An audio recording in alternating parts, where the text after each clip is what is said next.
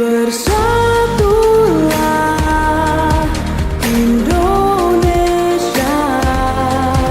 jangan pernah terpecah belah. Walau kita berbeda, walau kita tak sama, Radio Republik Indonesia, kita Indonesia sesungguhnya.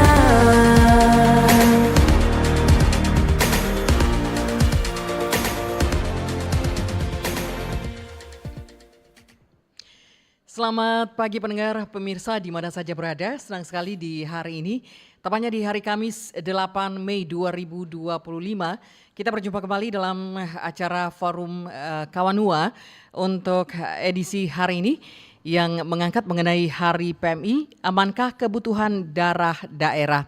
Bersama saya Ika Darsono Momoya dan sudah hadir bersama saya di studio untuk hari ini Dr. Lucky Ventiko Wauruntu, SP, DFA, MKes, Fin SPF, FAADV, Kepala UPD PMI Provinsi Sulut. Begitu banyak gelarnya dokter ya. Selamat pagi dok. Iya, senang sekali dokter bisa hadir ya di studio pagi hari ini. Saya sampai kewalahan panjangnya gelar dari dokter ya. Oke. Dan kedua Dr. Berti Rumondor sebagai Direktur RSUD Manado ya. Dokter yang memang sudah sangat familiar juga ya di tengah-tengah masyarakat. Ya, pagi hari ini kita mengangkat mengenai Hari PMI, amankah kebutuhan darah daerah. Dan kami mengajak Anda untuk pendengar pemirsa di mana saja berada untuk boleh bergabung sama kami sebentar di 0821-9583-5080. Sekali lagi Anda boleh berpartisipasi, berdialog bersama kedua narasumber yang ada di studio pagi hari ini di 0821-9583-5080. Ya, dokter yang ada pagi hari ini. Hari ini kita memperingati Hari Palang Merah Internasional ya. Iya, dan terkait dengan Hari Palang Merah Internasional, tapi untuk daerah kita sendiri ya, kita akan mengangkat mengenai ketersediaan darah yang ada di daerah kita. Amankah? Iya. Iya, di Kota Manado. Iya, oke, khusus Kota Manado ya. Dokter mana yang lebih dulu, Dokter Berti atau Dokter Lucky? Lucky ya, lebih akrab Dokter Lucky. Ya. Oke, silakan dokter. Terima kasih atas kesempatan pagi hari ini untuk RRI yang memberikan kesempatan kepada kami untuk berbincang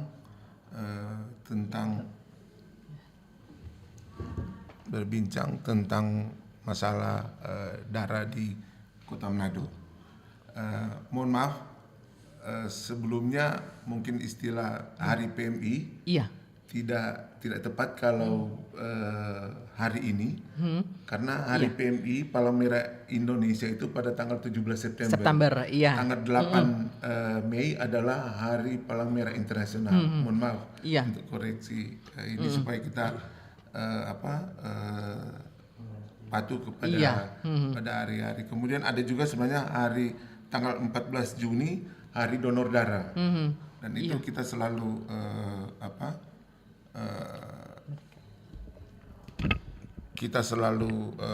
lakukan acara-acara untuk memperingati hari-hari ini. Jadi seperti itu klarifikasi saya untuk pertama. Iya. Terima kasih. Oke, jadi sebenarnya ada hari tersendiri untuk Hari Donor Darah ya. Tapi tidak menutup kemungkinan juga kita berbicara atau mengangkat mengenai donor darah ya di Hari PMI karena semua orang mengetahui pasti Hari PMI itu adalah palang merah ya, yang identik juga dengan donor darah. Gimana Dokter Berti?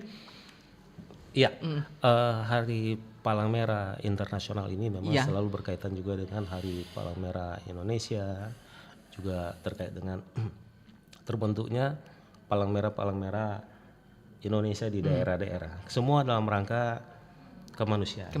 Iya. Termasuk yang orang mau bahas sekarang kan. Iya. Sesuai undangan disampaikan oleh teman-teman dari RRI, kita akan membahas kebutuhan darah di Kota Manado. Nah itu semangat semangat yang harus tetap dibicarakan agar supaya ini menjadi spirit yang terangkat terus untuk kebutuhan membantu saudara-saudara kita yang membutuhkan darah. Iya, darah ini merupakan hal yang vital atau urgent dalam pelayanan kesehatan ya dok ya. Apabila pasien yang disuruh harus menambah darah atau harus mengambil darah, jadi itu merupakan hal yang vital. Jadi bagaimana dok alurnya atau seperti apa sistemnya untuk mendapatkan darah? Apakah sudah tersedia memang di rumah sakit atau seperti apa dok? Baik, izin dok, Dr. Jadi kebutuhan darah, mengapa darah itu dibutuhkan di rumah sakit? Ya, karena 4 hal besar yang menyebabkan terjadi permintaan darah. Yang pertama, ada penyakit anemi yang ditemukan di rumah sakit, dan aneminya berat yang perlu untuk penambahan sel-sel darah. Kemudian yang kedua terjadi perdarahan hebat. Seperti itu yang terjadi tindakan operasi. Jadi setiap tindakan operasi kita selalu meminta persiapan darah. Kemudian terjadi kecelakaan. Kecelakaan apakah itu lalu lintas atau pekerjaan dan lain-lain yang mengakibatkan terjadi perdarahan. Atau juga pasien yang mengalami prematur. Jadi terjadi perdarahan hebat dari seorang ibu sehingga tiba-tiba harus ditolong persalinannya dan juga harus menyelamatkan ibunya. Kemudian juga penyakit-penyakit kronis yang dialami oleh seseorang sehingga membutuhkan tambahan darah sehingga dia menjaga vitalitas kehidupannya.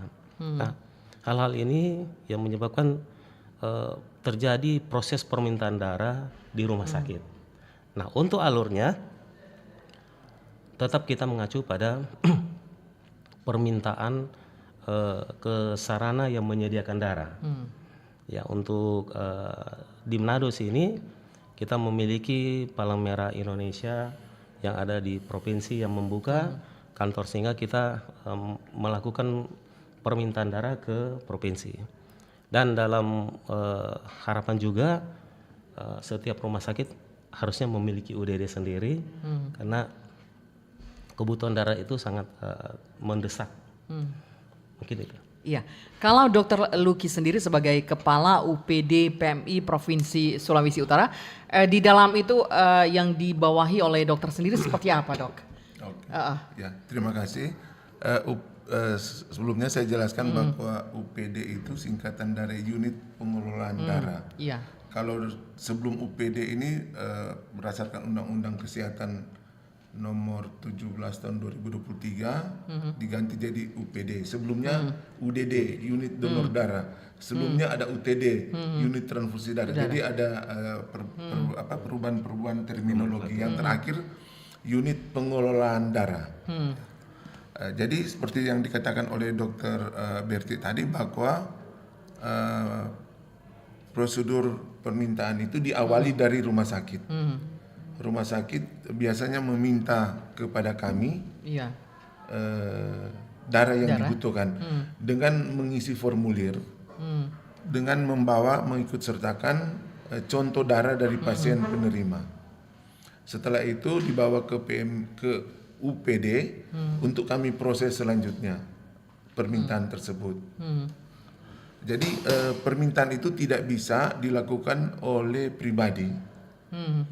Jadi ketika ibu perlu darah, ibu ke UPD mau bilang, dok saya perlu darah, nggak bisa seperti itu. Jadi ada prosesnya, ada proses administrasinya tadi diawali dengan kebutuhannya dari rumah sakit apa, kemudian ada formulir dibawa dengan contoh darah, sampel darah dan kami olah di sana. Karena tugas pokok utama dari UPD adalah menyiapkan darah yang aman dan berkualitas. Itu prinsipnya. Jadi kami menyiapkan darah yang aman. Aman berarti dari semua penyakit. Ada beberapa penyakit yang kami screening untuk mengatakan bahwa darah ini aman. Pertama, bebas sifilis, bebas HIV, dan bebas hepatitis B dan hepatitis C. Jadi 4 penyakit ini yang kami screening untuk mendapatkan darah yang aman, berkualitas. Tentu di dalam darah itu mempunyai sel-sel darah dan harus dijaga kualitas dari sel-sel darah ini. Karena kalau sudah rusak, percuma kita memberikan darah ke pasien dalam kualitas yang sudah tidak baik. Jadi setiap harinya ada berapa banyak kantong darah yang tersedia di UPD PMI Provinsi Sulut, Dok? Terima kasih. Jadi itu yang jadi problem. Mohon maaf Dr. Berti, kebutuhan darah itu kalau kita melihat dari populasi Kota Manado itu sekitar 300. Jadi 2%-nya sebenarnya adalah pedonor. Kalau kita hitung-hitung 2% itu donor yang bisa didapatkan oleh kami PMI atau oleh ada UTDRS juga dari Rumah Sakit Kandau dan UTDRS dari Rumah Sakit UPD sebenarnya. Tetapi yang jadi persoalan sekarang 7.000 itu sekitar 2.500. Tetapi kemampuan produksi darah oleh UPD unit pengelolaan darah PMI Sulawesi Utara sampai saat ini kami 1.500-an. Jadi ada kekurangan 500, kami dapat sanggupi produksi darah itu 1.500 karena kurangnya kesadaran dari para masyarakat untuk mendonasikan darah. Padahal WHO mengeluarkan aturan, itu bahwa dari populasi 400 ribu itu orang dewasa, tidak anak-anak. 400 ribu orang dewasa di Manado itu kami sebenarnya boleh dapat 7.000, tetapi sampai saat ini tidak bisa, hanya 1.500 karena kekurangan darah. Orang bertanya kenapa kita tidak cari. Setiap hari UPD PMI Sulawesi Utara pergi ke minimal 2 tempat untuk melakukan donor darah, tetapi tidak cukup juga. Jadi seperti itu. Kalau Dokter Berti sendiri dari rumah sakit biasanya setiap hari berapa banyak permintaan darah yang ditujukan ke UPD ini, PMI ini ya? Baik, untuk permintaan darah kita itu memang belum banyak karena sesuai jumlah pasien yang kita rawat atau kita lakukan tindakan di rumah sakit. Nah, Kota Manado ini memiliki sekitar 20 rumah sakit dengan pelayanan terhadap penduduk Kota Manado yang hampir sekitar 500.000 ya. Dan untuk penduduk yang siap sebenarnya untuk memberikan darah yang harusnya siap itu ada sekitar 60-an%. Itu umur 17 sampai 56 ya, sekitar 60 sampai 60 tahun. Itu sebenarnya penduduk yang sebenarnya siap untuk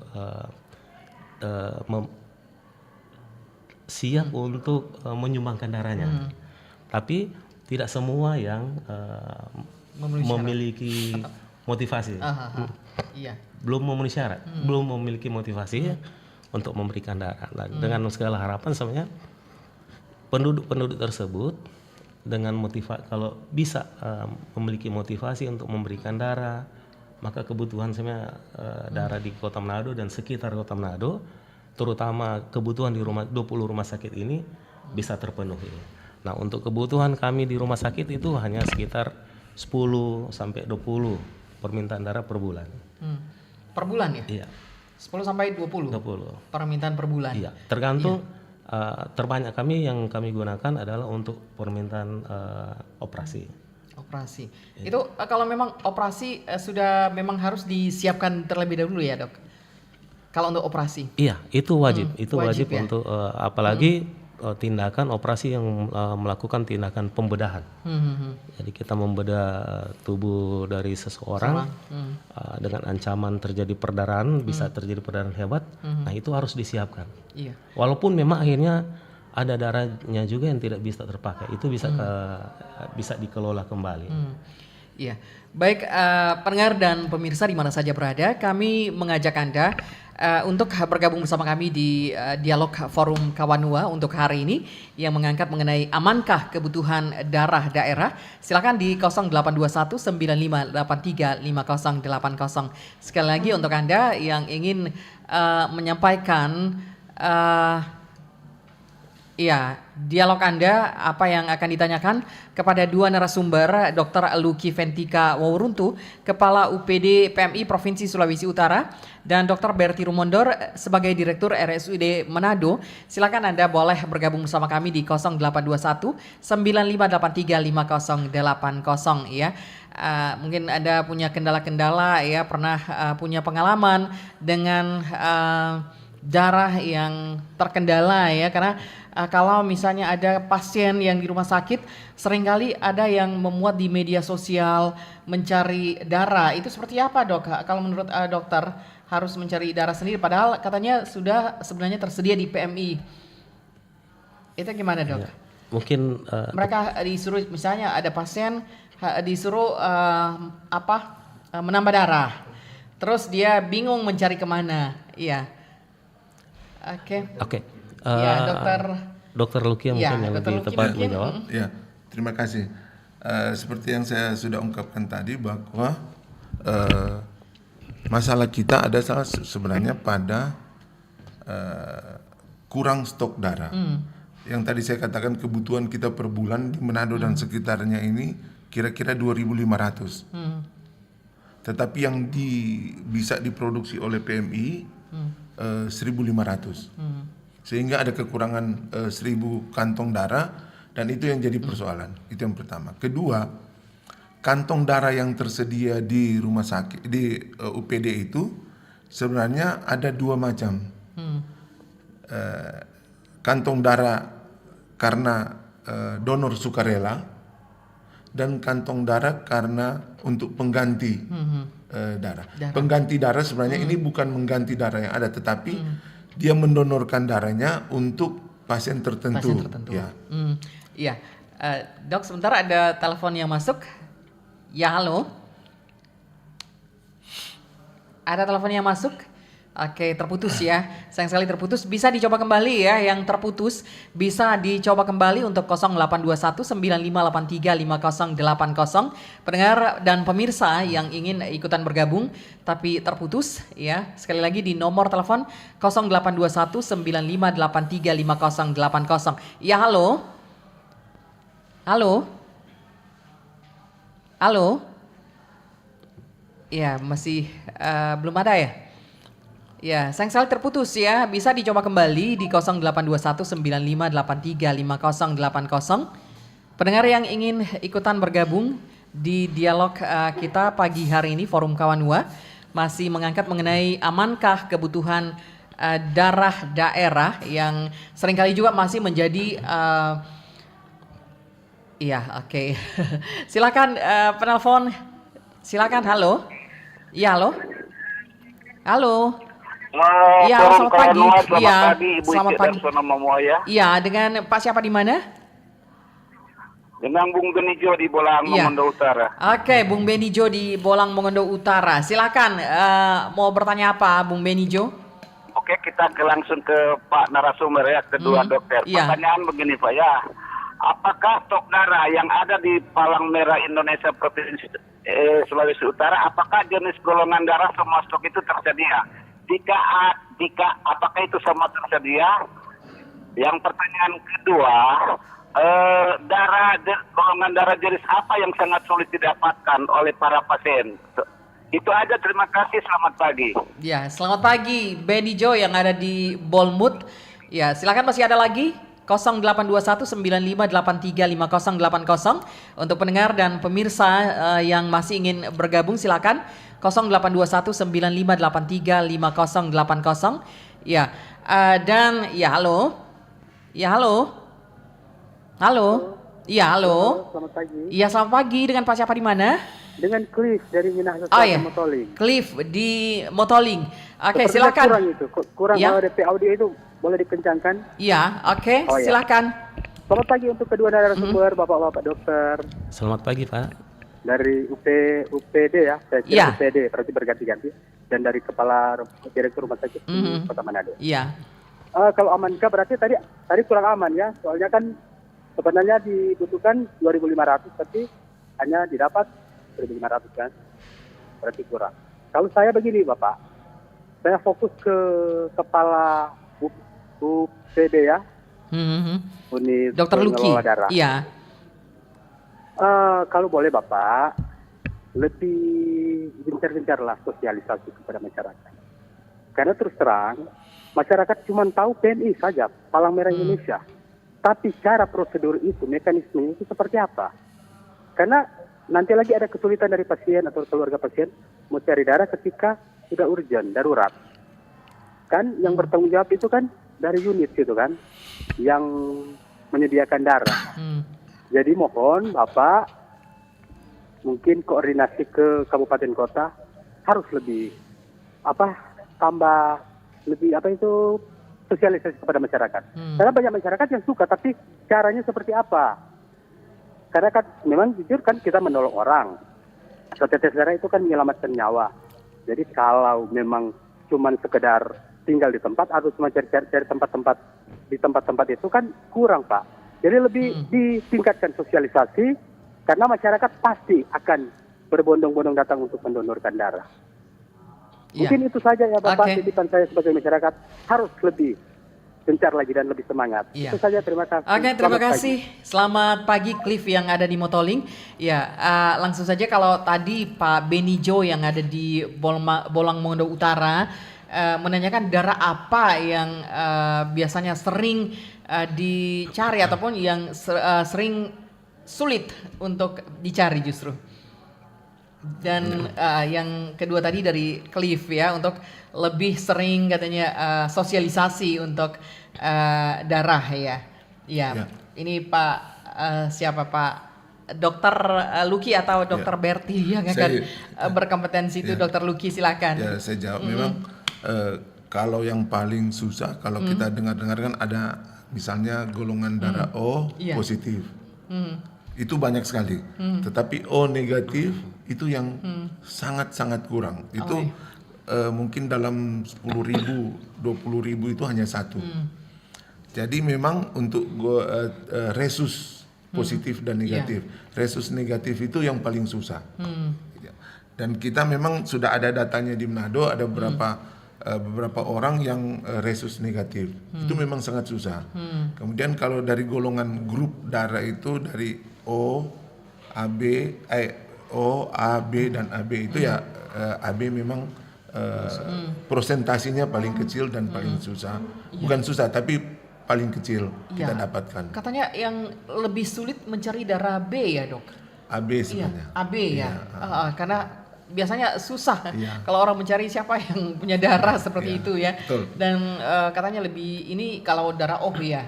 Darah O lebih gampang ya. Prosentasinya lebih banyak. Lebih banyak. Ya, seperti apa itu darah O yang lebih banyak, terus darah AB yang sedikit. Bagaimana untuk mencukupi kalau misalnya pasien itu harus darah AB atau darah B gitu, Dok?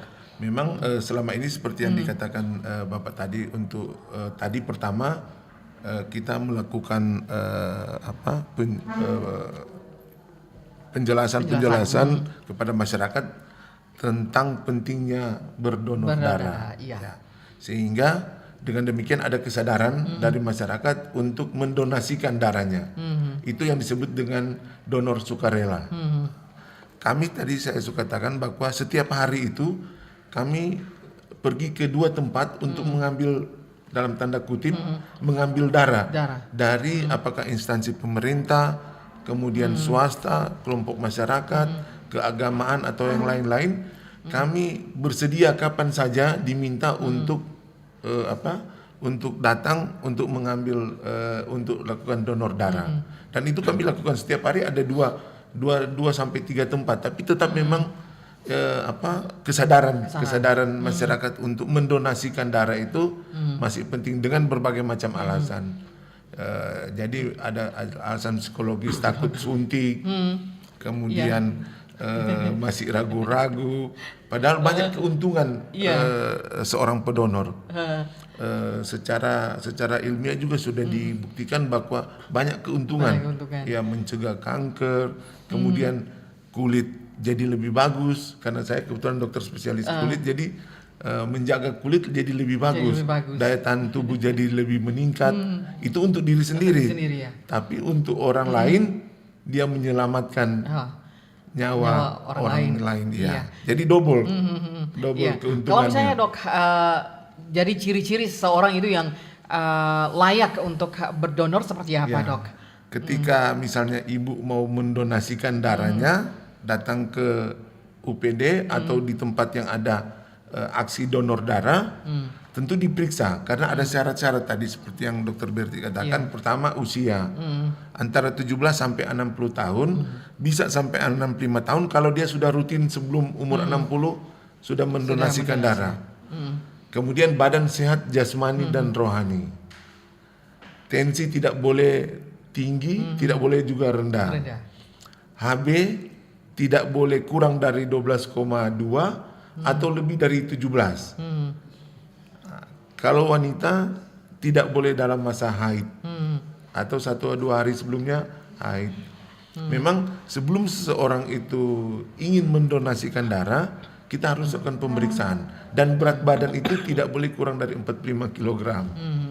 Sehingga ketika syarat-syaratnya sudah memenuhi, baru kita lakukan pengambilan darah. Kalau dulu 3 bulan untuk ulangan berikutnya, sekarang menurut WHO sudah boleh 2 bulan sekali. Jadi kalau ambil ini bulan, 2 bulan kemudian sudah bisa ambil lagi. Sudah bisa diambil kembali ya. Iya. Terus kalau Dokter Berti sendiri seperti apa dok ketersediaannya misalnya di rumah sakit ya, terus harus pasien mendapatkan kantong darah itu, jadi harus berkoordinasi dengan pihak rumah sakit atau pasien itu sendiri yang mencari misalnya kosong di mana-mana ya, di UPD juga kosong, terus pasien itu harus seperti apa sehingga dia bisa alur-alurnya seperti apa bisa mendapatkan darah dok. Kalau dari rumah sakit mengharuskan pasien itu untuk mendapatkan darah. Baik, syarat utama untuk dilakukan tindakan di rumah sakit adalah darah wajib ada. Nah, wajib ada ini dalam pertanyaannya apakah ada di penyimpanan PMI provinsi atau tidak. Kalau tidak ada, maka prosedur-prosedur yang ada sekarang ini kan seperti keluarga pasien mencari darah di kerabatnya ataupun kenalan-kenalan mereka, ataupun sebenarnya yang harus dikembangkan oleh kita semua tanpa harus menunggu, bahwa kita harus mencari pertama kita mengetahui dulu golongan darah kita, kemudian kita mencari orang yang sama dengan golongan darah kita, kemudian juga kita harus mencari orang yang siap untuk memberi darah, artinya membentuk grup. Apalagi golongan-golongan darah yang sangat spesial. Jadi manusia-manusia yang spesial yang memiliki golongan darah yang langka, itu harusnya harus mengetahui siapa-siapa di antara mereka, sehingga itu bisa cepat menjawab kebutuhan darah. Iya. Jadi mungkin hal-hal itu yang perlu dikembangkan oleh kita semua. Iya, kalau ketersediaannya di UPD sendiri sebenarnya, kalau misalnya pasien sudah urgent harus menambah darah atau membutuhkan darah, sementara pasien baru mau mencari-cari di kerabat atau di kenalan-kenalan, terus di UPD sendiri memang tersedia yang darah yang memang sudah siap pakai gitu. Ya. Seperti apa dok? Kami memang salah satu tadi yang saya bilang tugas utama UPD adalah menyiapkan darah. Dalam prosesnya itu memang tadi yang saya bilang bahwa karena jumlah yang kami siapkan per bulan itu kurang dari kebutuhan, maka itulah yang harus dicari oleh yang membutuhkan. Tetapi prinsipnya begini, setiap ada darah di UPD, ketika ada permintaan dari rumah sakit, segera kami layani. Kalau ada dan akan segera kami layani. Kalau tidak ada maka kami akan koordinasi untuk mencari keluarga atau kerabat yang dapat mendonasikan darah. Memang dalam proses ini kami mau dalam proses mengusahakan supaya dalam proses pencarian darah ini, mohon maaf salah saya ulangi, dalam proses permintaan darah ini rumah sakit yang langsung kontak kepada kami. Jadi tidak, sebenarnya yang menyebabkan kadang-kadang jadi terjadi ya ada sedikit kesalahpahaman bahwa karena keluarga itu merasa kalau tidak ada darah ini hari ini saat keluarganya yang dirawat itu akan mati, akan bermasalah, sehingga terjadi tingkat emosi jadi meningkat karena seperti itu. Tetapi pada prinsipnya sebenarnya kami di UPD bila ada darah, ada permintaan dari rumah sakit, kami segera layani. Seperti itu. Iya. Kalau baik pendengar dan pemirsa di mana saja berada, kita akan break sejenak untuk pesan-pesan yang akan lewat dan tetap bersama kami untuk forum Kawanua yang masih mengangkat mengenai Hari PMI, amankah kebutuhan darah daerah? Kami segera kembali.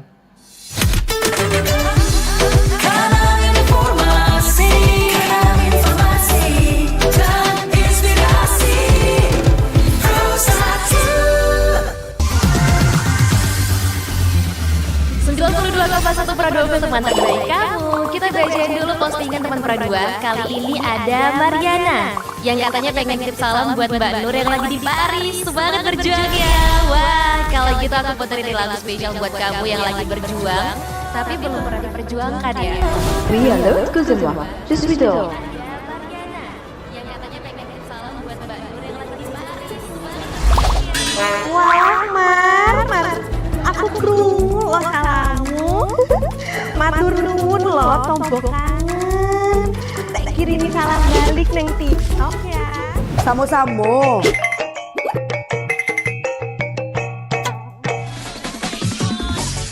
Bundo, jangan main TikTok tarui. Ho ho ho ho ho ho ho. Bundo, awak baru dapat info lowongan Karajo di aplikasi. Elok-elok buyuang, banyak panipu. Indang lah Bundo. RRI News.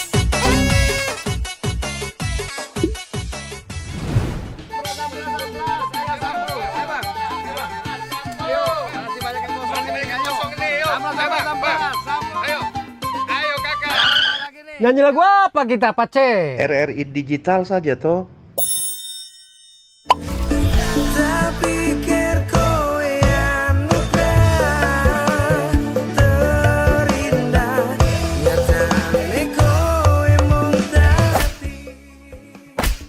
Paten kali lagu campur sari ini. Sesekali jazz lah. Linda, semangat ya manggungnya? Iya dong, kan mau manggung di komunitas.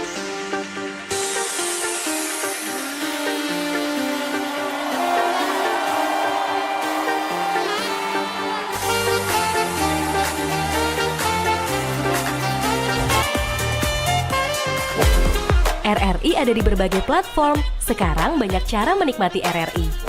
Kamu yang mana?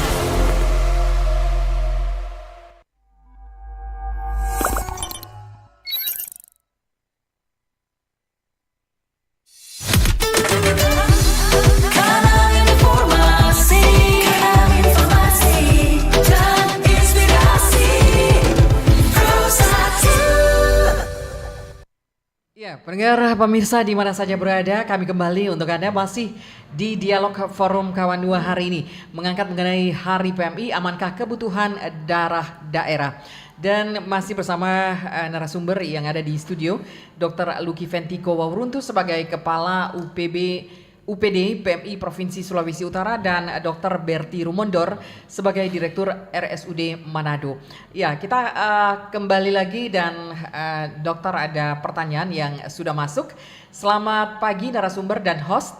Adakah dampak negatif dari pendonor darah? Karena saya pernah donor darah bulan Februari lalu dan saya sempat pusing dan di bekas suntikan muncul bercak-bercak merah sampai beberapa hari. Terima kasih dari Alia di GPI. Ini yang mau langsung jawab Ya, masih ada atau iya. Oke, silakan penelpon di 0821 9583 5080. Halo. Ya, halo. Iya, selamat pagi. Dan Pak siapa di mana? Elik di Manado. Ya, Pak Elik. Silakan Pak Elik, apa yang mau ditanyakan? Iya, selamat pagi, Dok. Selamat pagi. Selamat pagi, Pak. Dok, kita mau tanya begini. Sebab persoalan di rumah sakit itu kadang-kala tuh pasien jadi kendala tuh kalau orang kasihan mau tambah darah.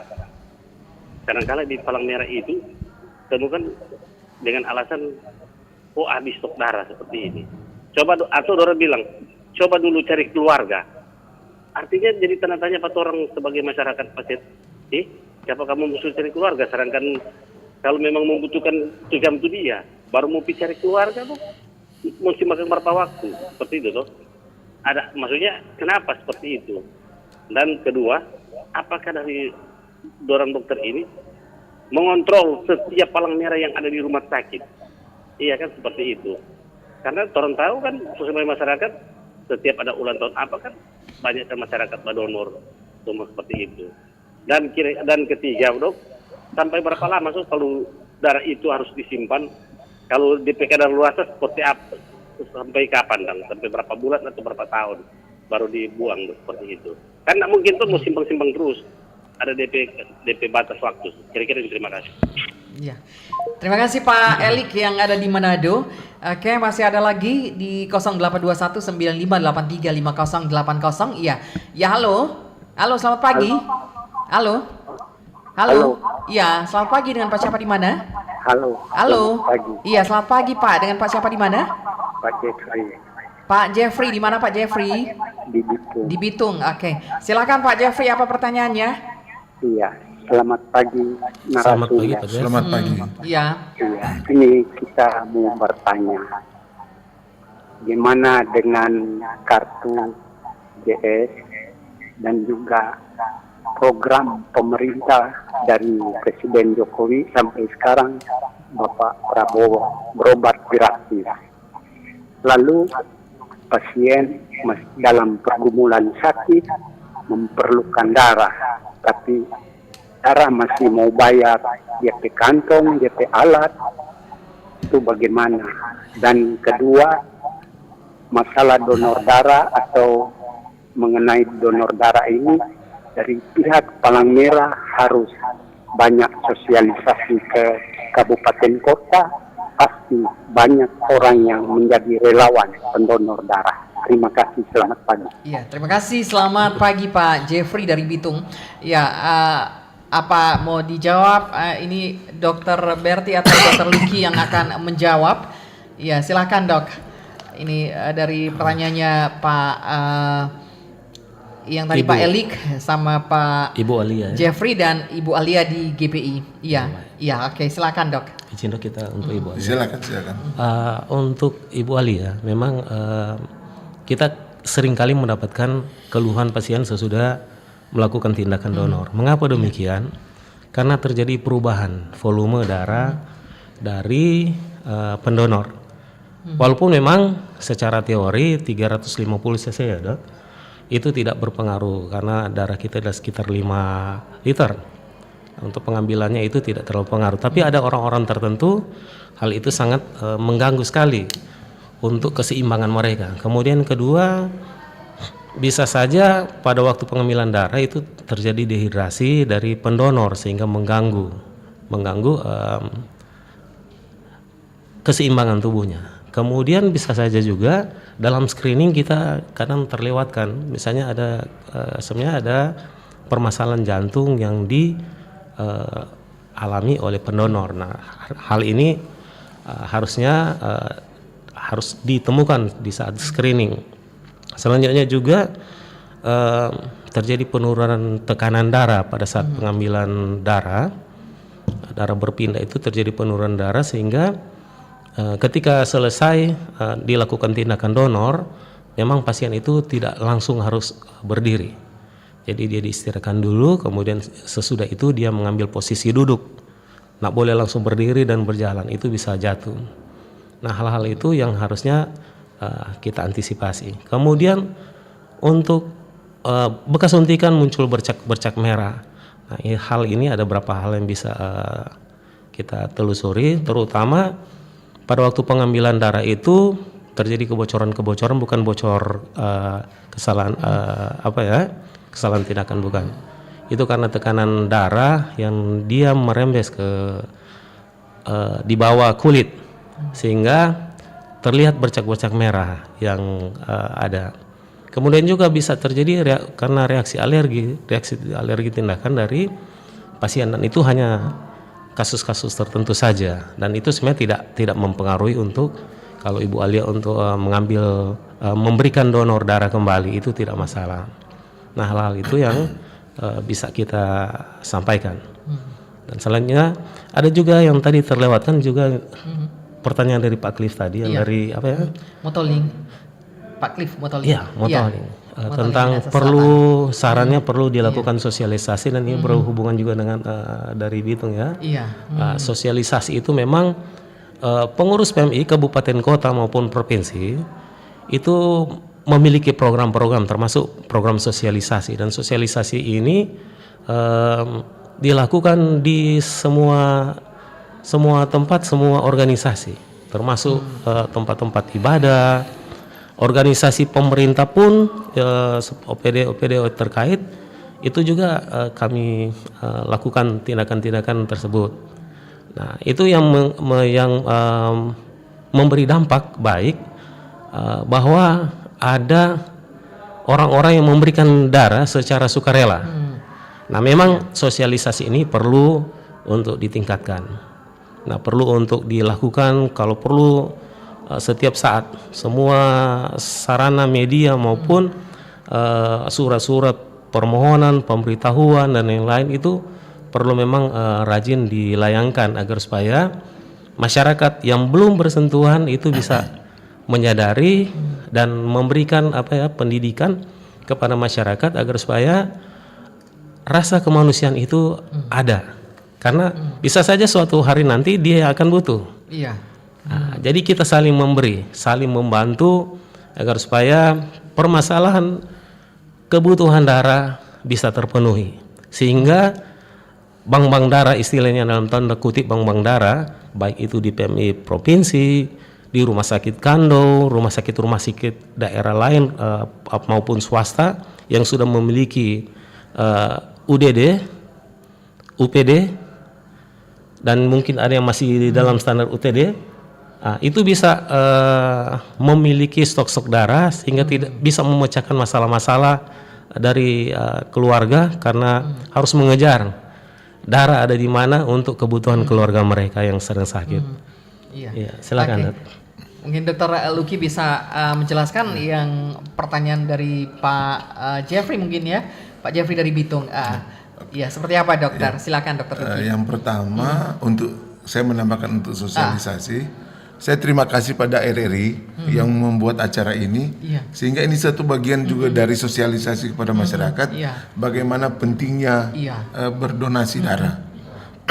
Jadi sekali lagi terima kasih, apresiasi yang tinggi untuk RRI, dan semoga pada kesempatan apa saja RRI boleh menginformasikan akan pentingnya donor darah. Ya, yang pertama. Kedua, tadi untuk masa waktu darah. Masa waktu darah itu 30 hari. Dengan ada persyaratan pada suhu antara 2 sampai 6 derajat. Di luar itu setelah 1 jam darah langsung rusak. Sehingga ada prinsip di kita di UPD itu first in first out. Jadi darah yang masuk pertama itu yang segera dikeluar, yang terakhir nanti selanjutnya, sehingga 30 hari ini tidak terlewati dan darah tidak rusak dengan sendirinya karena masa waktu. Kemudian apa tadi yang dari untuk UDD itu UDP sebenarnya di Bitung juga ada, di Bolmong ada, di Tomon juga ada UDP ya. Sehingga kalau ada orang yang ingin mendonasikan darah, tidak perlu harus datang ke Manado ke UPD PMI, tapi ya di tempat terdekat juga ada. Di Bitung ada, di Tomohon ada, Bolmong ada. Jadi disitulah tempat-tempat mereka dapat mendonasikan darah.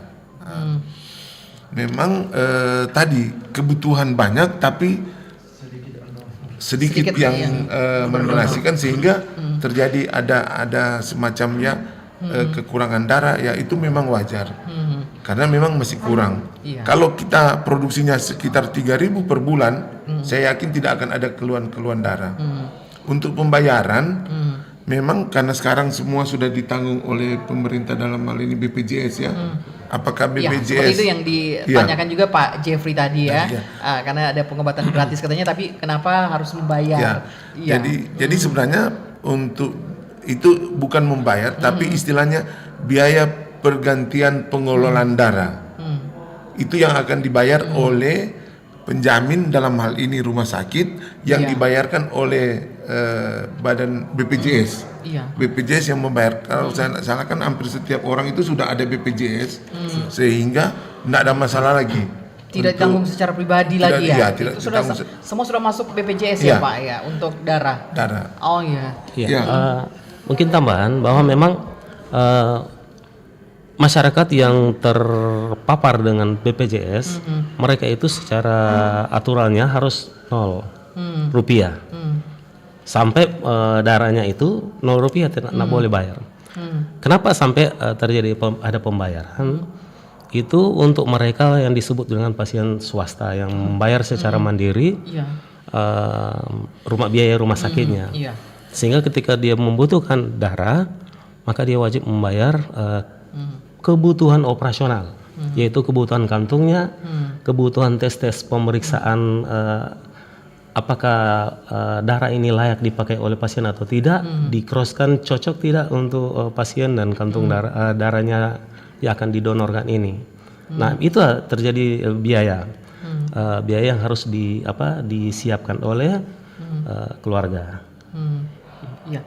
Jadi sebenarnya kalau misalnya ada orang ya, ini sekali lagi kalau misalnya dari Dokter Lucky, misalnya ada yang ingin berdonor atau juga lebih sosialisasinya seperti apa agar mereka datang secara mandiri atau secara sendiri mau mendonorkan darahnya walaupun di luar dari misalnya keluarga membutuhkan atau juga dari yang memang resmi yang ada hari-hari tertentu, ada hari donor darah. Jadi seperti apa Dokter Lucky kalau misalnya orang ingin memberikan darahnya? Pertama memang dia harus pastikan bahwa dirinya sendiri itu sehat secara jasmani dan rohani dan psikologis. Kedua, syarat tadi usia antara 17 sampai 60 tahun, kemudian berat badan tidak kurang dari 45 kg, tidak dalam keadaan sakit, kemudian tidak dalam saat mengkonsumsi antibiotik atau obat-obat yang lain. Kemudian setelah dia merasa bahwa cukup, datanglah ke UPD untuk mendonasikan darah. Tetapi tetap kita akan screening dulu. Ada lembaran yang harus dia diisi, banyak sekali yang dia harus diconteng-conteng itu, karena kita sebenarnya menganut prinsip seperti ada instansi yang lain, pemerintah yang semboyannya mengatasi masalah tanpa masalah. Jangan kita mengatasi orang lain masalah orang lain, kita kena masalah. Jadi itu prinsip kita. Sehingga ada syarat-syarat seseorang boleh mendonasikan darah atau tidak. Jadi kami di UPD itu setiap hari itu buka 24 jam. Kapan saja mau datang untuk donasikan darah silakan. Iya. Oke, Dok, ini ada pertanyaan dari Edi yang ada di Telling. Kalau tadi dijelaskan butuh 2.500 kantong, Dok. Sekarang berapa jumlah pendonor darah yang aktif didata oleh PMI?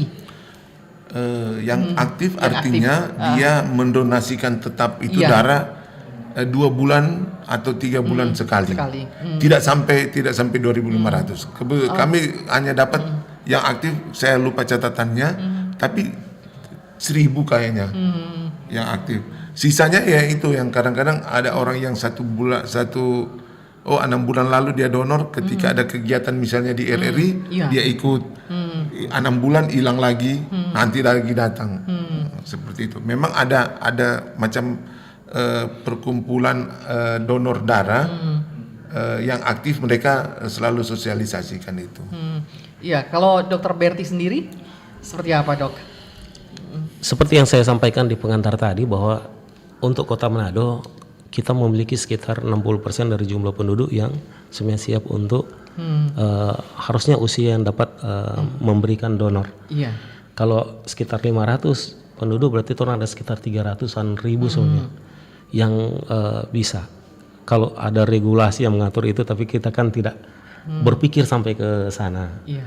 Dari 300-an ribu itu di Kota Manado itu ada sekitar, seperti yang dokter sampaikan, itu ada sekitar 7.000 yang secara reguler membantu memberikan, dan juga poin-poin tertentu, saat-saat tertentu dibutuhkan mereka siap. Nah, dari 7.000 itu berarti masih ada selisih jauh sekali dengan sekitar 300.000 penduduk yang sebenarnya bisa memberikan. Karena itu sosialisasi ini memang perlu dilakukan, dan seperti yang dokter sampaikan tadi, ya, berterima kasih ke RRI yang sudah mengambil bagian untuk menjadi sarana sosialisasi. Dan mudah-mudahan penduduk Kota Manado maupun yang ada di Sulawesi Utara semua bisa menyadari tentang keberadaan dibutuhkannya darah, memberikan darah secara sukarela, agar supaya bank darah kita terisi terus, tidak ada lagi keluhan tidak ada darah sampai terjadi perselisihan dan lain-lain. Nah, itu ya memang jadi tanggung jawab sosial, tanggung jawab kemanusiaan dari pengurus-pengurus yang berhubungan dengan darah, baik itu rumah sakit maupun PMI. Nah, kalau kita menyerahkan ke pemerintah mungkin ya terlalu jauh. Tapi organisasi-organisasi yang mau sepakat untuk yang berhubungan dengan kebutuhan darah ini secara maksimal melakukan tugas. Iya. Oke, Dok, ada joke ya, semacam joke ya. Kalau misalnya orang mendapatkan transfusi darah, apakah katanya sifat dari orang yang mentransfusikan darahnya akan menjangkiti orang yang ditransfusi darah ya? Semacam joke itu yang beredar di masyarakat. Iya. Jadi joke itu termasuk salah ya, tidak boleh kita jadikan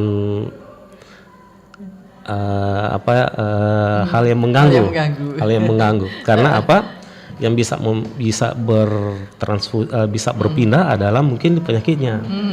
Jadi kalau misalnya tidak terseleksi dengan baik darah tersebut dan dipindahkan ke orang lain, maka penyakitnya bisa berpindah. Untuk masalah jok yang tersebut tadi itu hanya masalah DNA, dan DNA itu tidak bisa dipengaruhi dalam transfusi darah tersebut. Iya, kita sudah berada di akhir perbincangan kita di dialog forum Kawanua siang hari ini. Di edisi hari ini mengenai Hari PMI, amankah kebutuhan darah daerah ya. Ada closing statement dari Dr. Luki, seperti apa, Dok? Saya sangat mengharapkan masyarakat untuk dapat mendonasikan darahnya secara sukarela dan rutin, karena tadi yang dikatakan oleh Dr. Berti, kita sangat membutuhkan darah dari masyarakat yang ada di Manado, karena itu untuk kebutuhan darah masyarakat juga di Manado dan sekitarnya. Saya akan bacakan beberapa slogan sebagai closing statement. Darahmu berharga, menyelamatkan nyawa. Kita sehat, mereka selamat. Donor darah adalah tindakan sederhana yang berdampak besar. Terima kasih. Oke, silakan Dr. Berti. Kalau saya memulai dari pertama, cari tahu dulu golongan darah kita. Kemudian cari tahu golongan darah orang lain yang sama dengan golongan darah kita. Kemudian mari kita menyiapkan diri agar supaya bisa mendonorkan darah kita ke orang lain, dan juga kita mencari orang lain yang bersedia mendonorkan darah agar supaya permasalahan yang nantinya mungkin kita temui itu selesai saat ini, di saat kita masih sehat, masih kuat. Oke. Terima kasih Dok. Senang sekali berbincang-bincang, berdialog di Forum Kawanua untuk edisi hari ini mengenai Hari PMI, amankah kebutuhan darah daerah. Ya, terima kasih untuk Dr. Lucky Ventiko Wawruntu yang begitu banyak gelarnya ya. Saya sudah tidak bacakan gelarnya begitu banyak. Kepala UPD PMI Provinsi Sulawesi Utara. Terima kasih Dok atas kehadirannya di studio. Terima kasih lagi untuk RRI yang telah membuat acara ini. Ya, terima kasih Dok. Kemudian Dr. Berti Rumondor, Direktur RSUD Manado. Terima kasih Dok atas kehadirannya. Sama-sama. Ya, mudah-mudahan di edisi yang lain kita berjumpa kembali ya. Sekali lagi terima kasih dan sukses untuk dokter berdua. Pendengar dan pemirsa Radio Republik Indonesia Manado di mana saja berada. Demikian dialog Forum Kawanua di hari ini yang mengangkat Hari PMI, amankah kebutuhan darah daerah. Saya Ika Darsono Mamuaya, selamat siang. Bersama